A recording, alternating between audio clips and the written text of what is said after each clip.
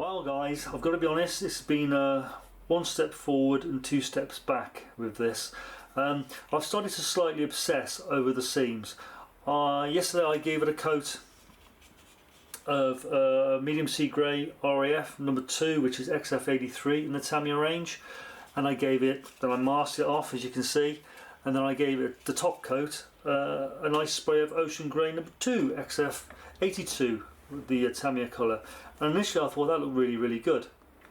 Came back to it and looking at the seam work again, especially under here, it was terrible, and yeah, so I couldn't leave it. So basically last night, this morning, I went at it again with my ultrafine 3M sanding sponge, sanded it back. I didn't do it heavily, but it was enough of, as you can see, to take the paint off through to the primer, down to the plastic, just to try and get rid of that seam.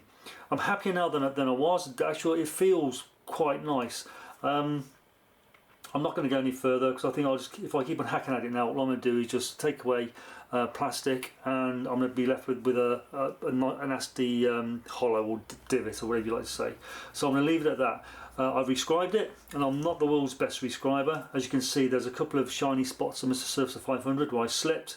I was trying to do it freehand, trying to be clever, trying to save time, and all that you do is just make more work for yourself. But I have rescribed it, and I think under a lick of paint it'll look absolutely fine once I've sanded down those two blemishes.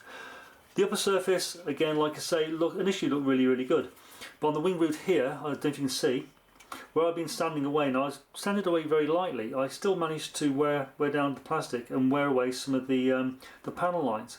So I've reinstated those, and I forgot that I had in my toolbox a thing called a Mr. Scriber wedge by MRP.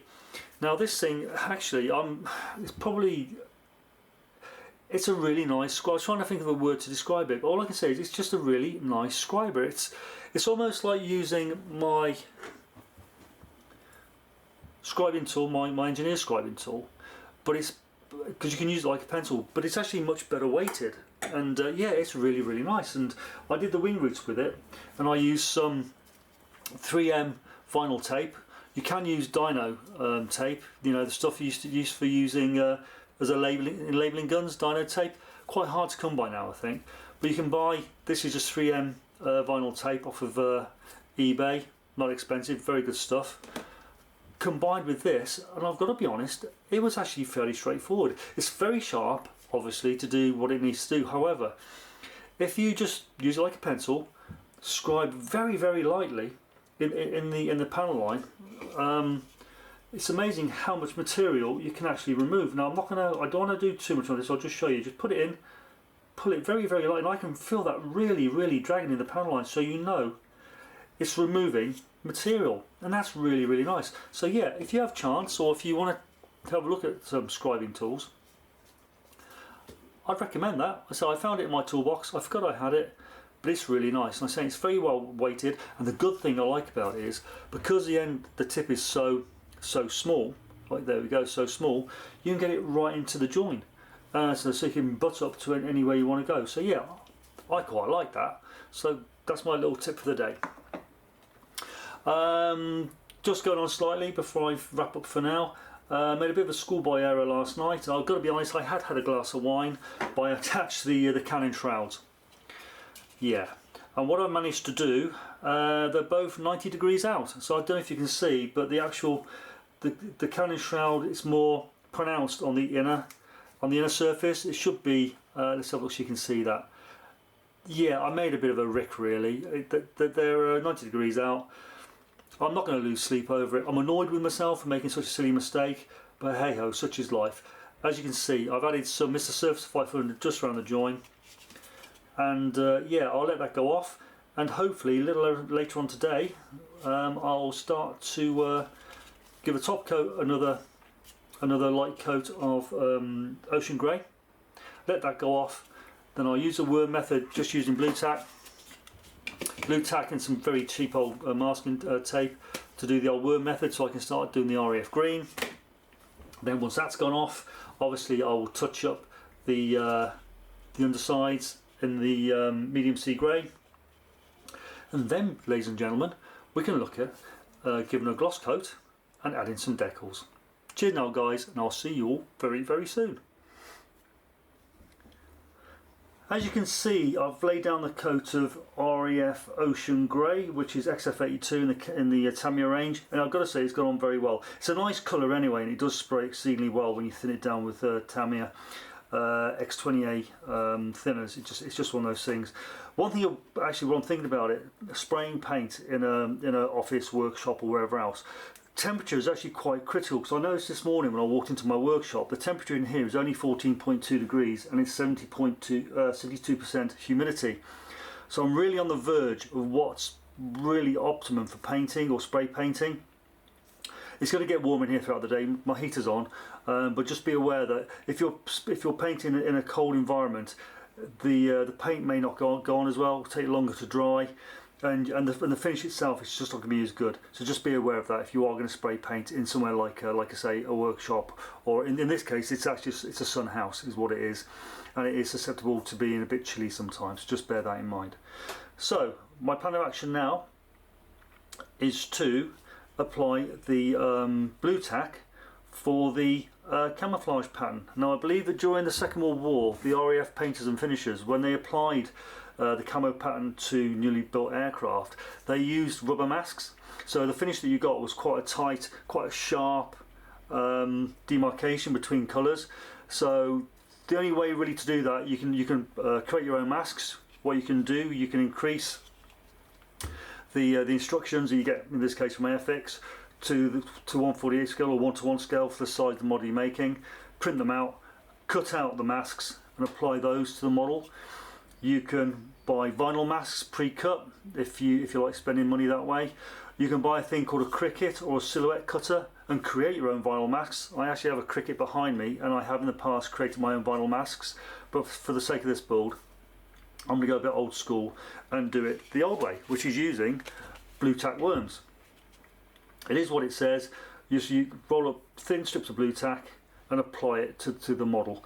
It's fairly straightforward, time consuming, but I think it does give a great finish. So let's make a start on getting these blue tack worms attached. So I have my blue tack, and this morning it is fairly chilly in here, like I say. So what I've done, I've just pulled off a small piece, and I'm just going to roll it between my fingers to make it slightly more malleable. Then once I'm happy that I'm with its consistency, if you like, I'll roll it out into a thin worm, as the name suggests. Dead simple. And the thinner you can get it, the sharper the line will be, or the demarcation line will be on the model itself. And using the instructions, I'll apply my first blue tack worm. So let's have a look.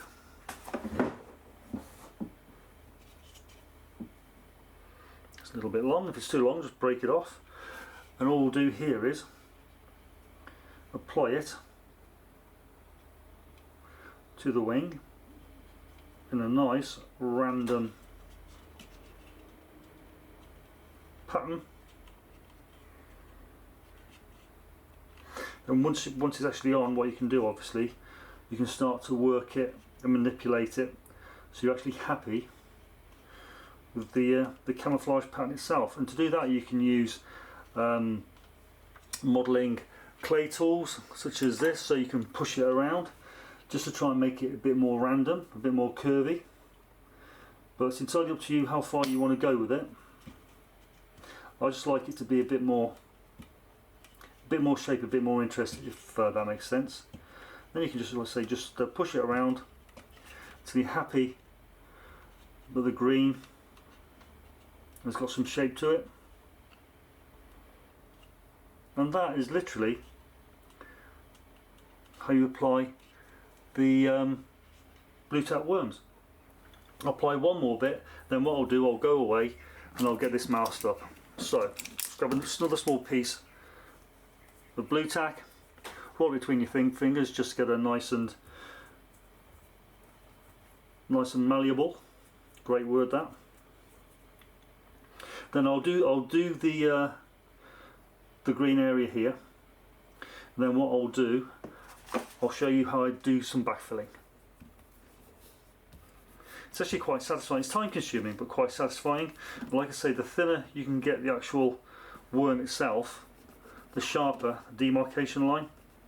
And when we come to spray, we will spray directly down onto it, not at an angle, because if you do that you run the risk of getting build up between the blue tack and the surface below. But anyway, just looking at my reference, now this appears to go over that way. Now there's a roundel on here, so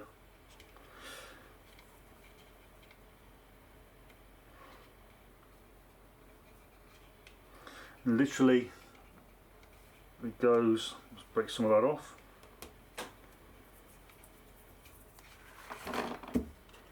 Goes along.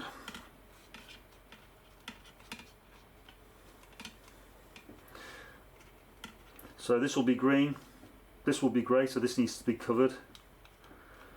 So the area, the surface or the line that I'm worried about for my demarcation line is the outer area here. So I just need to now just make sure we're happy with its placement.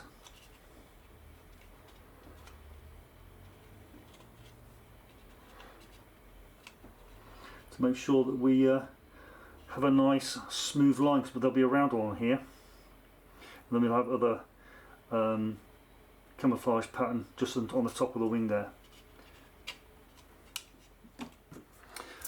And to fill the gaps, I just like to use, it's not the easiest, it's probably not the cheapest, but I just buy some cheap masking tape. This is just Duck brand tape, and I'll just use this to backfill. Now the trick with this is, because it can be fairly sticky, and of course you don't want to run the risk of lifting your paint. So what I tend to do, I'll break some off and I'll just run it on the back of my hand, so the oils from my hand just take off some of the tackiness, because obviously it's not going to be on there forever, but we don't want to run the risk of it lifting the paint. So just stick it on your finger, get some of the oils on there, then it's just a case. This is not very exciting, it's just a case now of backfilling where you've already been. So when we come to paint, we shouldn't get any overspray, but again, that's the plan. So I'll go ahead now, I'll finish off masking the wing and what I can do, and then I'll start to paint it. Now when I come to paint it, I'll paint it in sections. I won't try and paint it all as a one-er, purely because handling it then becomes a slight issue. So I'll probably do this wing and the front of the airplane. In fact, no, I'll probably do both wings and the front of the aircraft, so then I can let it dry for a few hours, then I can finish off by doing the back end. And once that's done, I'll just touch up the underside here. So obviously you can see where I've sanded this, but that actually now is quite a nice seam, and I'm not going to do any more work on it. I can mask off the bottom, respray the bottom, work on these gun barrels, because that's my mistake. Like I say, don't have a drink of wine on models, that's not good. And then we can let it dry thoroughly for a day or so, which will be, what day is it today? It's Wednesday today, so it'll be Thursday tomorrow. Then I can give it a gloss coat, and then we can start looking at deckling. Cheers guys, see you all very soon. Okay, so I've managed to mask off probably 2/3 of the model. I've left the back section of the fuselage here with just some tape on it, just so I can actually hold something whilst I'm painting it. It's gone fairly easily. It's taken me about 45 minutes to get to this stage. Yeah, I think it looked great with a bit of green on it. Now what I will say is, when you're trying to mask a model, don't try and follow every single wavy line on the instructions. You're onto a road to nowhere. It's just so difficult to try and get that. This model is going to be my interpretation of that aeroplane, and that's what I'll just say to you guys. It's your model at the end of the day. If you wanted to paint it with pink stripes, you can do that, but don't get hung up on trying to get every single wavy line on the camouflage pattern. You're just never going to do it, and to be honest with you, you'll grow bored of it, and yeah, you won't finish the model. So my plan now is, I won't do it on screen, I'll go and do it in my spray booth.